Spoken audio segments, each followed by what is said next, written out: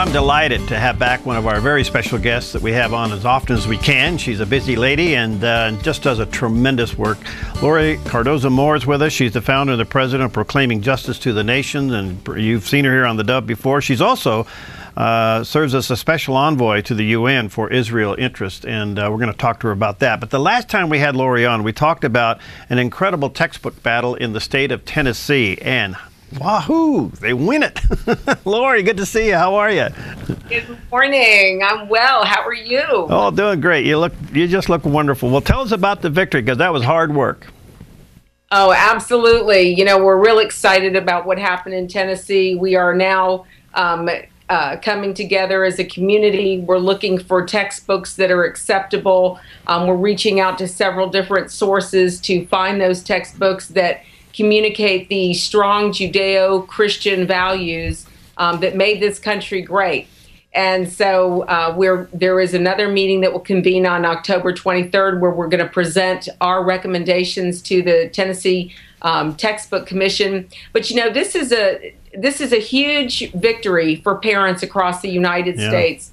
Parents have to realize that the federal government is a mess. And I had to tape my head together before we did the show this morning because I just read an article where the Obama administration is cutting funding off to the Egyptian government because they're not playing fair with the terrorist Muslim Brotherhood and they're not being inclusive.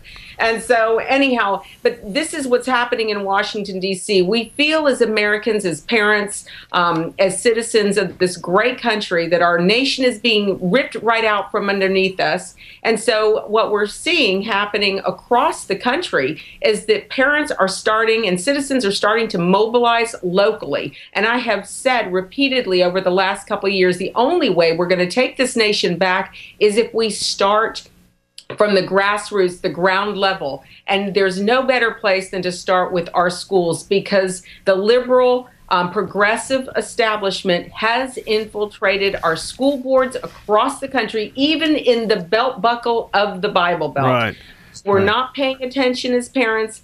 We were busy focused on the national elections and what's going on in the White House, in Congress. And underneath our noses, we have a bunch of liberals, like here in Williamson County, who are sitting on the school board determining and dictating this anti-Semitic, anti-Israel, anti-Christian, anti-American textbooks and rhetoric introduced to our children. And since you and I met, I don't know if we talked about this, but there were 3 incidents that are key that happened. And it reiterates why it's critically important that we teach our children with accurate materials, accurate resources, accurate textbooks. We had a student in Williamson County with regards to this textbook who questioned his faith. Wow. He doubted what the Bible said about who the land of Israel belongs to. Another student left the class that day using this textbook and said, had I not taken this class, I wouldn't know about the dangerous Zionist agenda. And a couple of weeks back, I went and picked my daughter up from a middle school, public school here in Williamson County, and 5 boys left the school building. They walked past the back end of my vehicle where I have a bumper sticker proudly displayed that says protect and defend. It has an Israeli flag and a U.S. flag.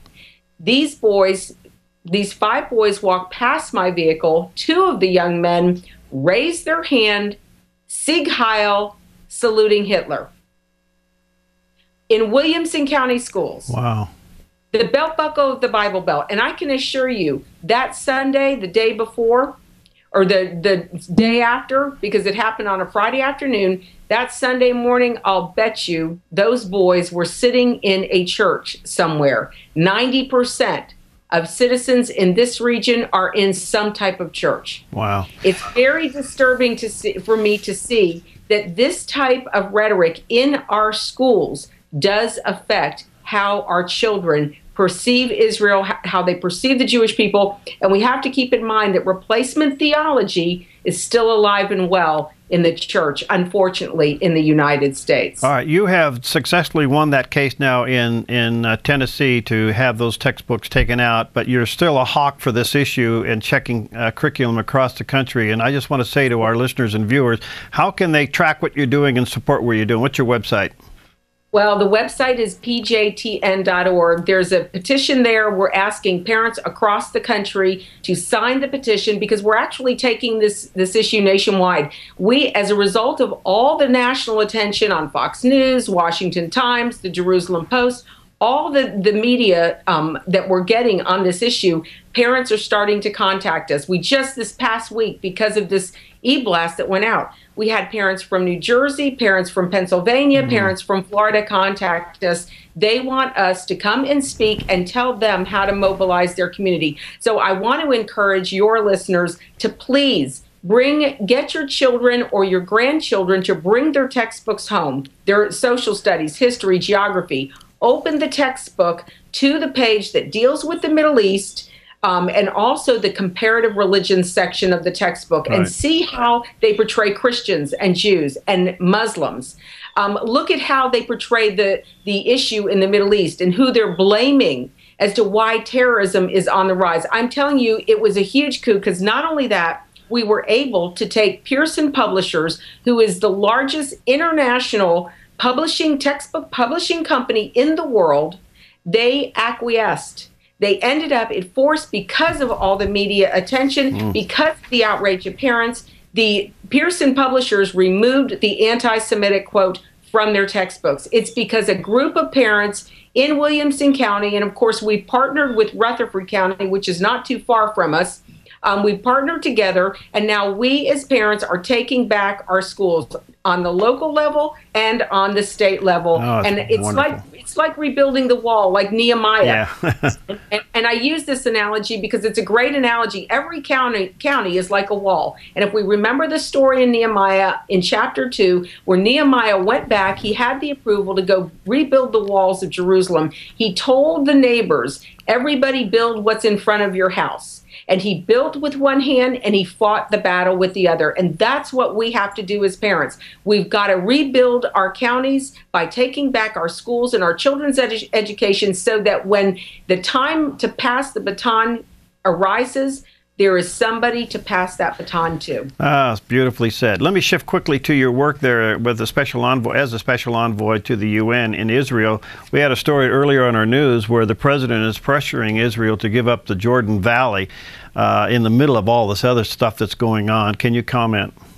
Oh, it's the Obama administration's chaotic policies, Middle East policies.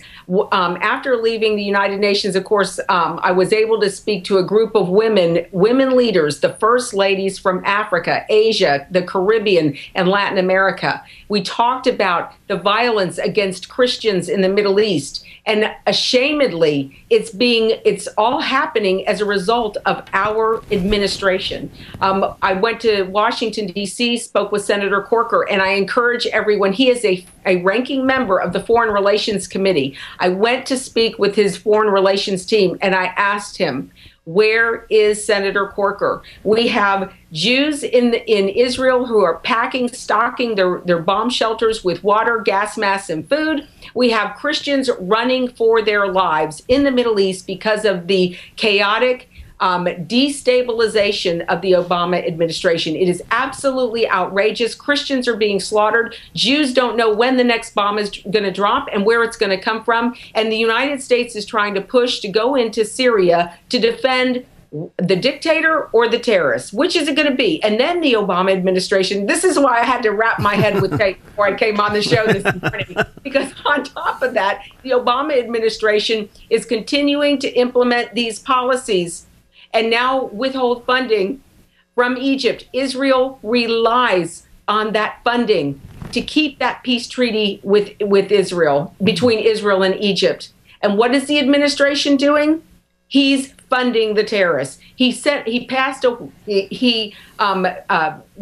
the law, the federal law that states that we cannot fund terrorist groups rebel groups, right. regimes. He waives that law because of national security interests.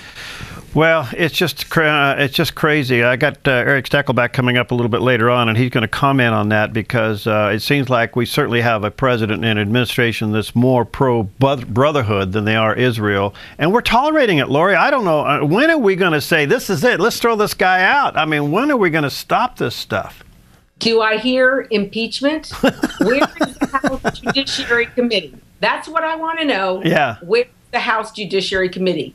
Because he is threatening the integrity and the security of the United States of America. He has thrown the Constitution out the window. It no longer exists. Right. Where are the Christians? That's what I want to know. Where is the church? Oh, love your passion. Thank you. You keep up the good work. Let's keep checked in as often as we can. Thank you, Laurie. And we send people to your website. And thank you, by the way, for sending out your e-blasts. I love them. God bless you. PJTN.org. Sign the petition. We need more parents on board across the country. Thanks, Laurie. God bless you, my friend. Okay, we'll break. Bless you. Thank you.